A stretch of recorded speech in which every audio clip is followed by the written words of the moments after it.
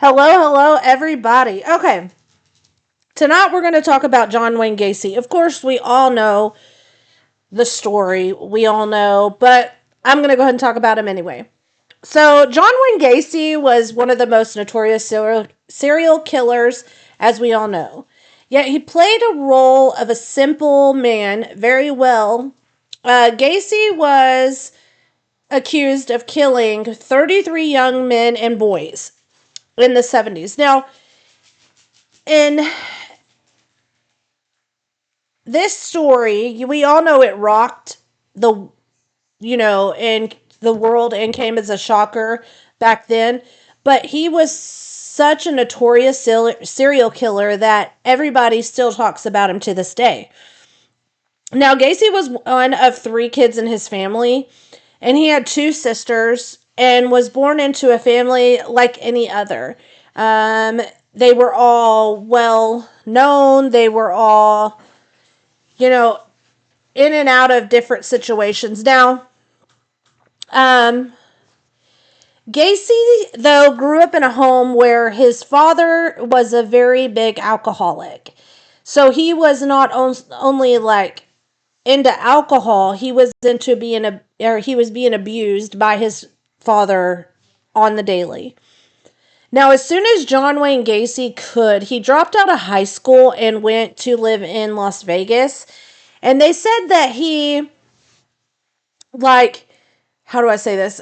He was searched and like worked odd jobs for a while, and then he landed this mortician job, and so he like worked there for quite a while, and he absolutely loved this job. Now, later on, he returned to his hometown to get his degree in Northwestern, and he graduated in 1963.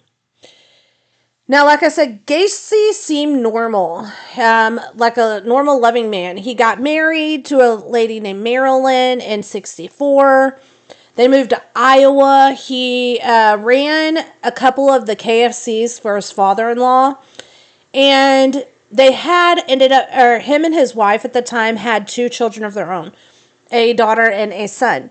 Now, Gacy's wife started noticing weird sadistic things, like he was moving more into that realm of like situation, and she became very uncomfortable with the whole situation. So she decided that along with him being charged with SA to a young boy and spending he was supposed to spend like 10 years in prison. Now, he didn't, I don't think, spent the whole 10 years there, so he was released. But during that time, Gacy's wife had enough and decided to divorce him in 1969. And when she divorced him, she took the kids, and that was the end. Like, he had no contact over, with his kids or his ex-wife.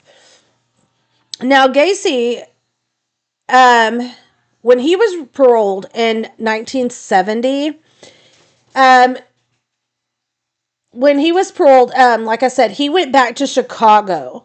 And in 71, he was again arrested for two more counts of SA on two young boys. Now, the charges were eventually dropped, and his mom eventually helped him buy a home in like this very nice community where everybody had said, he was such a nice man. They would have never thought that he would have done any of this horrible, thing. He would throw these summer parties, and every summer everybody would attend in the community. He would dress up as a clown, and he would make everybody laugh, and he would do this for different events, and and at first it didn't seem creepy, but he loved doing anything, I think, that seemed to be around children. Now, later on, as time goes on, he managed to make everybody appear, or, it made himself appear to be, like I said, normal. And once again, he kept up the good guy persona. Now, he ended up remarrying this woman in 72 who he had known in high school. And she had said, and her name is Carol, and 2 years later, Gacy founded the PDM, which is a contracting business. And when Carol kind of started suspecting that things were not normal, because he would stay out late, he would only employ young men and young boys. She started questioning Gacy why he was only, employing this age. He kept, he would say things of, oh, well, they needed jobs, or I'm trying to help the community, or I'm trying to keep them out of trouble, yada, yada, yada, things. Then she started finding like paraphernalia of young boys in his home. And so she decided she's had enough. So in 76, she divorces him. So then John Wayne Gacy is like, I'm trying to figure this. Okay, so then in 76, she divorces him. Now, in 1972 is when Gacy actually started murdering his victims. His first victim was this boy that he had come across. He was on a layover from a Greyhound bus, and he somehow talked this Timothy McCoy, who was only 16 at the time, into coming back to his home. And as we all know, this is just the beginning of his murderous streak. Now, he fatally this boy over and over and over.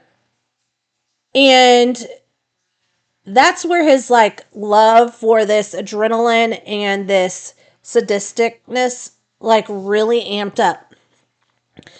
Now, there were 32 more victims of Gacy that nobody ever really knew about for a while. Now, his usual way of getting these boys to come and to his home was promises of jobs, excuse me, jobs, and that they could party, they could drink, they could do drugs, and he usually had a plethora of different, activities or different kind of drugs that they could choose from. Now, he would get them to put handcuffs on by saying, oh, okay, so here's what we're going to do. You're going to do this because we're going to do a magic trick. And then they would cuff themselves. Well, once they cuffed themselves, he would either drug them even more, force them to have more alcohol, whatever, any way he could to make them kind of submit, I guess, but not submit. He would either R8 them, or he would, he would always R8 them. But then he would either strangle them or suffocate them. Those were his two best, his ways that he liked to do it. Now, when somebody actually finally became suspicious enough, and it was the parents of his last victim. His last victim was 15 years old. And they had reported him missing and went to the police, and they said, hey, we've got to figure out where my son is. He was last with John Wayne Gacy. Nobody knows where he is. Nobody's seen him after this. So the police, they go in and they conduct a search warrant. they find really odd, like, things in his home. Between drug paraphernalia, different kinds of drugs, a lot of alcohol, needles, all kinds of stuff. Like, or all kind, like all this kind of stuff that is very unusual because of the type of stuff that it was. Now, they didn't have enough evidence at the time to charge him with or kidnapping or anything. So the police play it smart and they put John Wayne Gacy under surveillance. So they start following him and doing all this stuff to try to build on this investigation. And they go and talk to his previous victims that ended up dropping charges. They do all of this crazy stuff. Now, eventually, these young men, some of them slip up and actually say, it's weird because we were digging trenches under his house. And he would have us spread like lye and, all this crazy stuff. And the police at that point, like a light bulb went off and was like, okay, that must be where, all of this actually is going on and where we really need to look.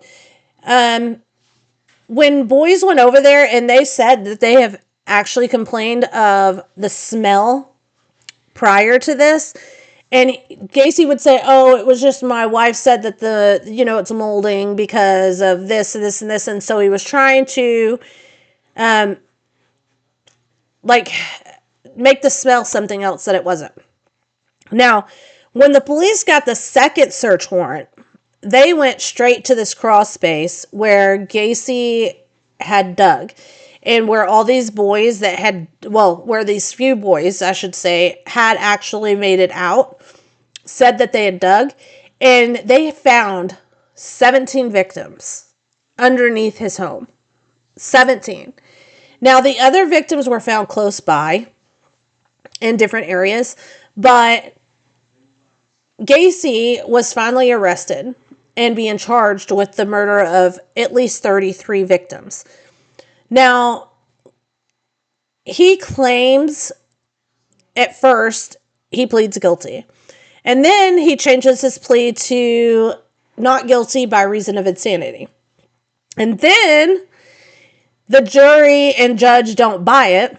So then, of course, he gets charged anyway with 33 murders and ends up getting put on death row. Now, we all know that Gacy probably had more victims out there. Now, Gacy always claimed, oh, I have way more victims. But they were never been, approved, been able to be proven. That has never been able to be proven. Now, he was actually filed for appeals multiple times. Now, you can only file for a certain amount of appeals and then be dismissed or charges dropped or whatever, a certain amount of times. And he had reached all of his appeals. So, in the end, the denied appeals never helped him. And he was sentenced to be executed by lethal injection in 1994. And so, when he was executed knowing that there could be a possibility of way more victims out there. Now, we all say that we don't know if they're telling the truth or not, or if they're doing it for more time or whatever. They're trying to make their time a little make sure that they could get off of death row for a little longer or whatever. Now, here's the thing. We always find, our detectives and all this are always finding these victims that they cannot pinpoint on anybody. Now, my thing is, what if some of these victims that can't be identified as victims of other people, or they can't find who actually done it, and that's why they go to so many cold cases, if it's because of these serial killers, they are victims of theirs. And I know it'd be hard to like put them there after the death of the serial killer. So that's just a question that always lingers in my mind. Now, I want to know what your thoughts and opinions are on Gacy. Even though we've touched basically everything that everybody else already knows, I still want to hear your opinion. All right, y'all have a good night. Bye.